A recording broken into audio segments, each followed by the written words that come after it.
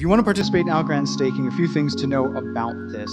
One is the hardware is cheap. Right? We want this to be accessible. You can run an Algorand node on commodity hardware, a mini PC that you buy off Amazon, or a very inexpensive cloud VPS.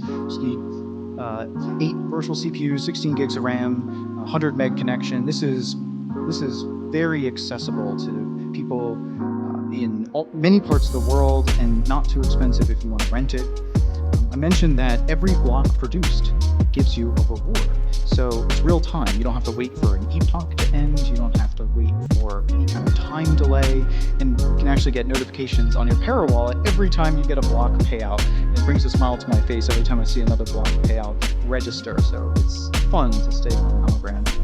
There's also no slashing, so there's no risk to your stake. What we do in the Algorand consensus protocol is we check to make sure that nodes are participating properly. And if you're not, you get removed from the consensus process. So you don't get slashed, but you have to re-register. There's a little bit of a cost there. You have to pay a fee. But the consensus guys have created a mechanism that checks to make sure you are producing blocks as often as you should be.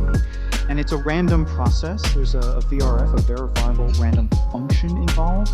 So you never really know when you're going to propose a block, but we can predict how often you should be doing it based on how much stake you have. And finally, we built a terminal user interface, or a TUI, to help people run their node very easily. It feels kind of cyberpunk to be moving around in the TUI and managing your node, but we've stripped out a lot of the manual setup and configuration, and now it's really fun, and even non-technical people are in their terminal running a node, registering their participation keys, and they're right in